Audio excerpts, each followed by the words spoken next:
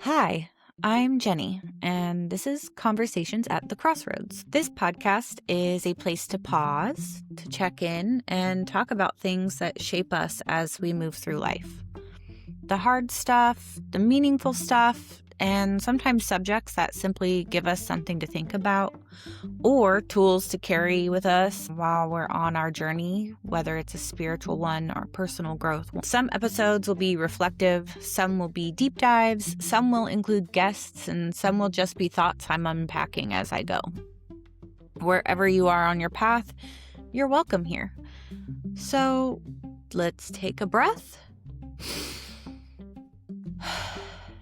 and step in.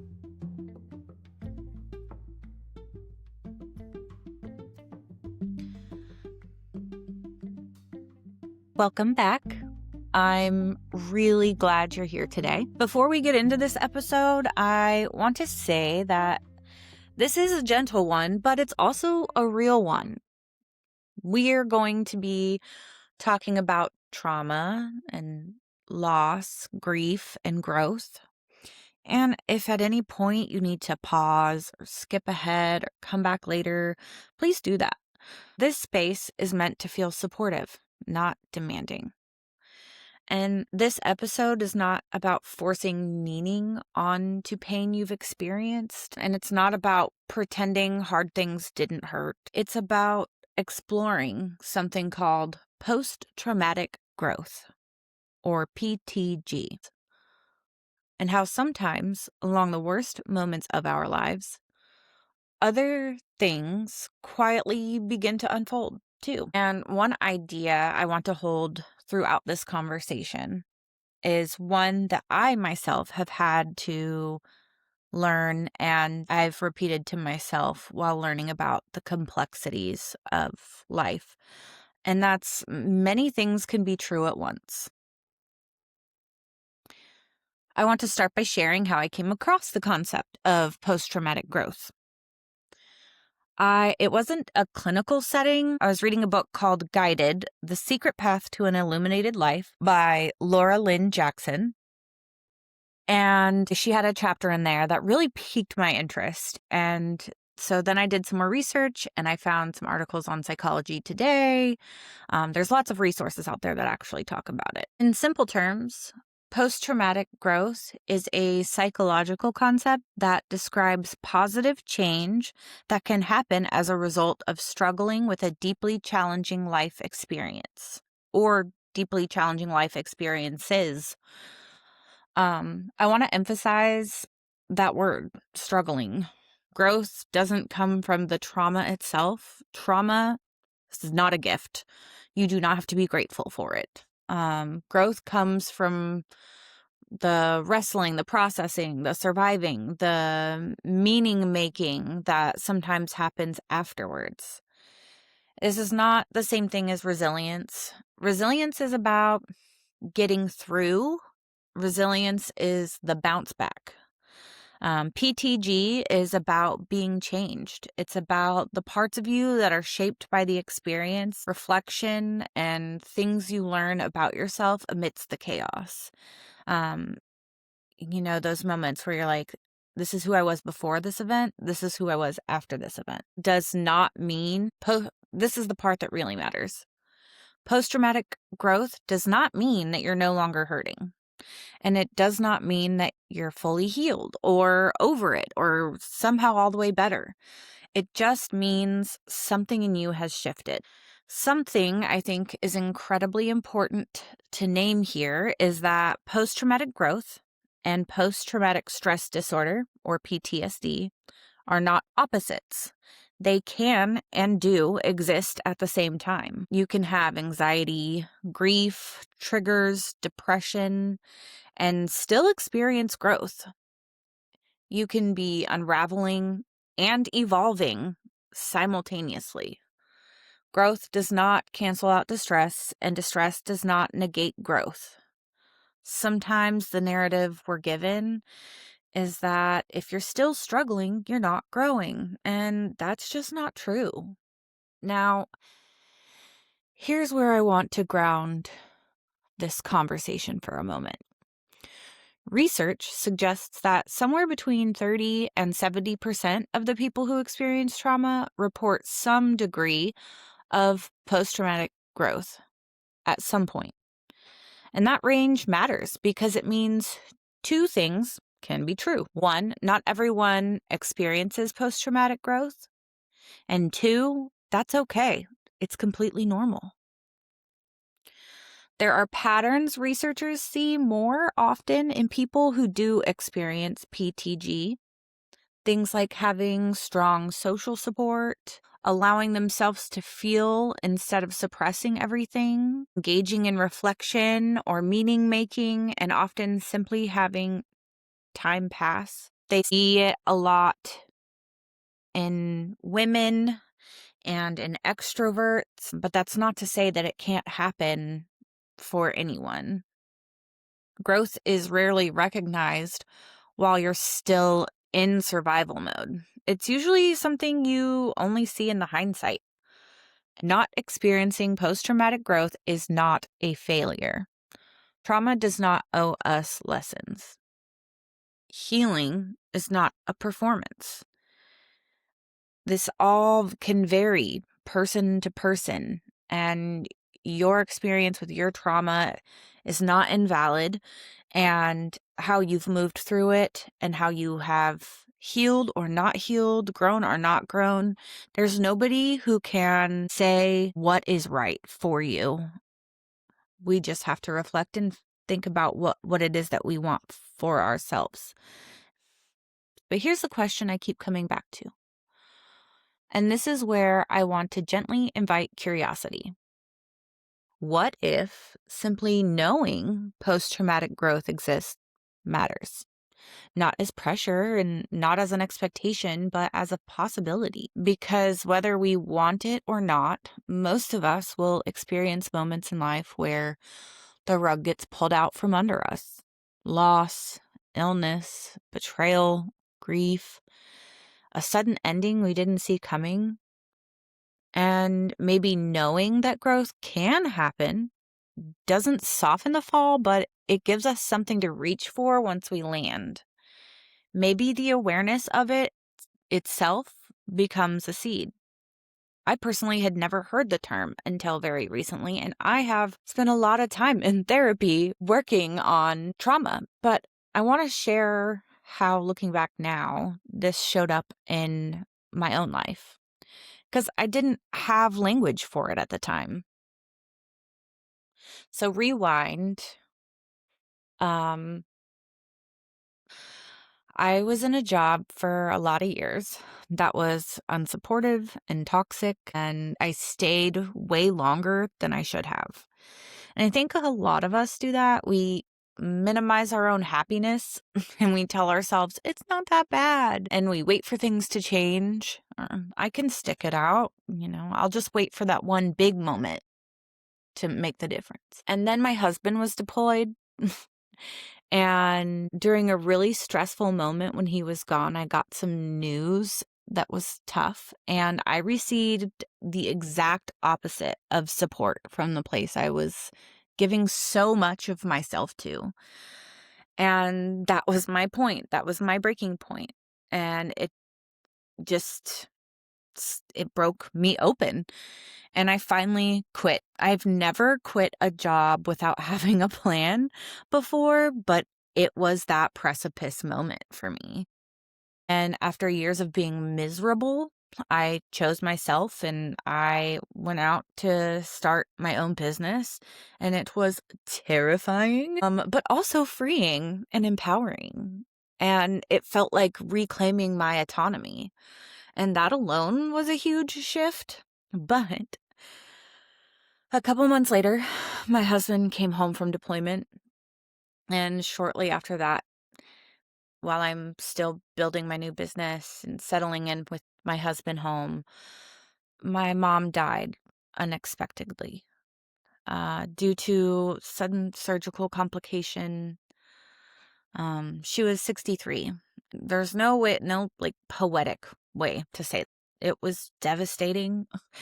And the grief was immediate and disorienting, and it felt surreal. I felt numb.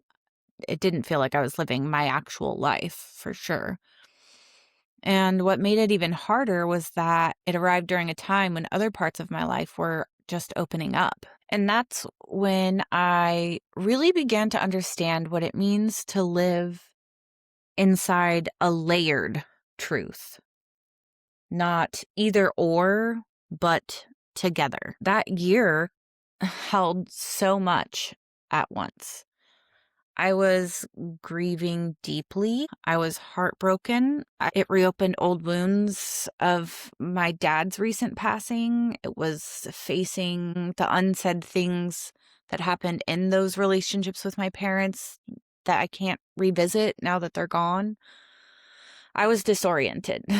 And at the same time, my business was growing. I was experiencing freedom that I hadn't had before. Beautiful things were unfolding.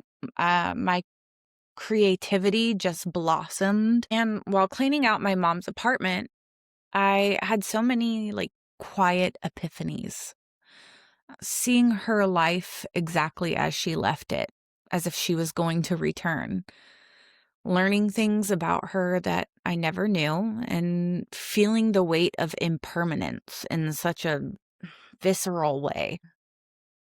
And something in me shifted spiritually. Both of my parents were now behind the veil, and it really cracked me open in a way.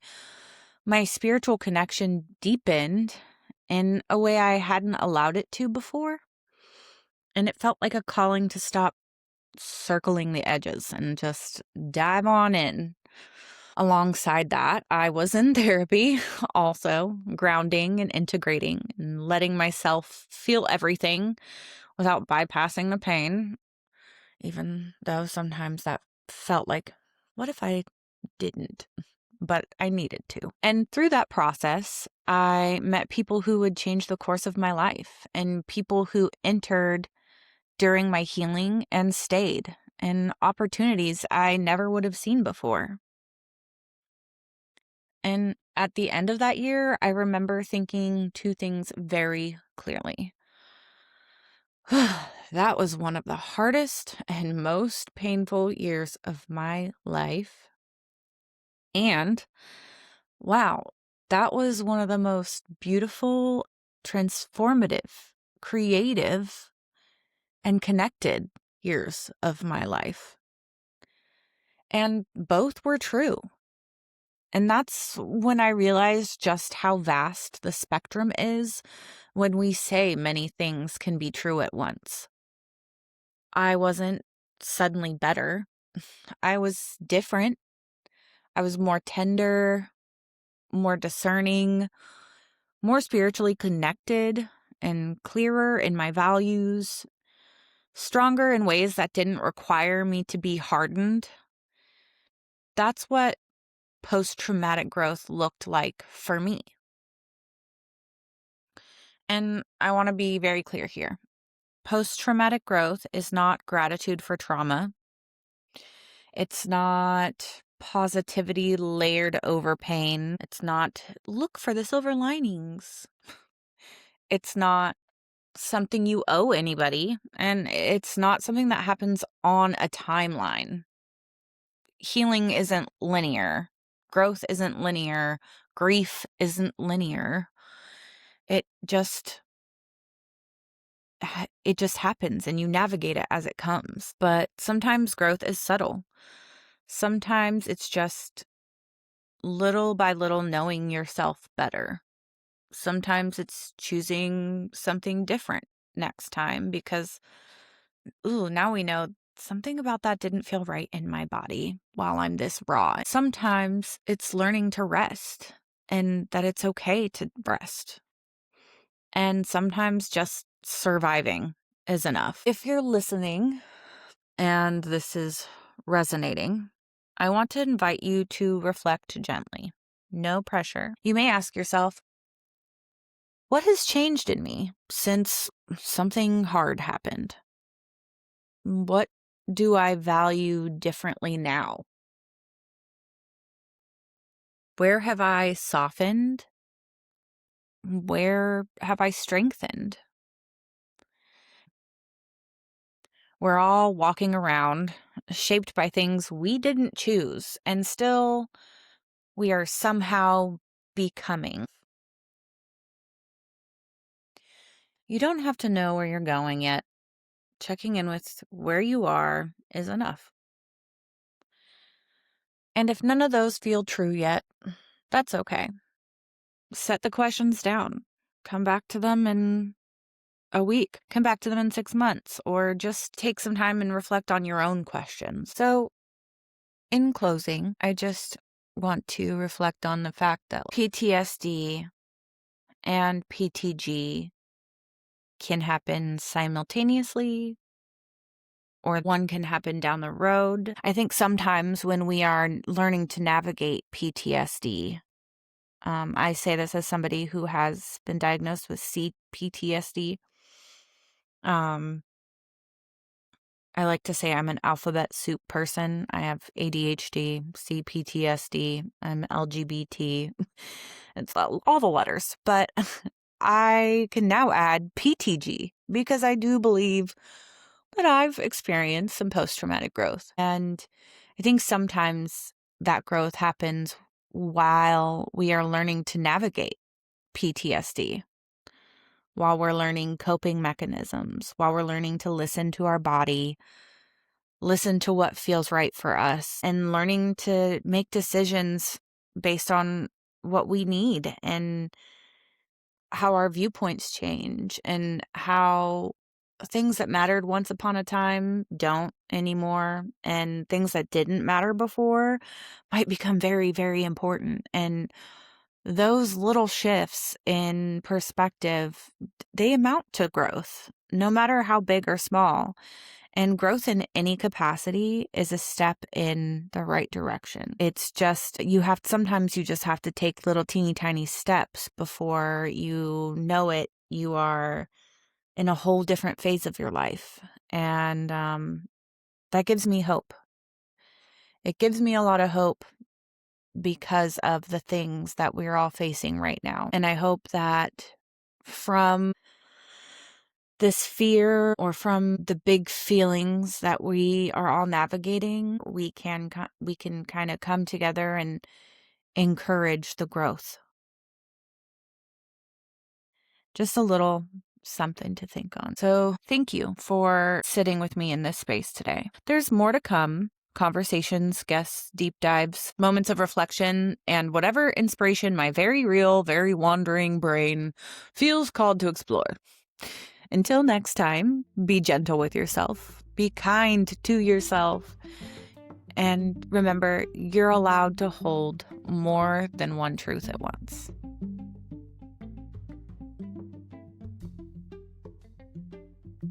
If this episode resonated with you, I would love to stay connected. You can come hang out with me on Instagram at Hex and Hair. Find more of my work, offerings, and goodies over at hexandhair.com.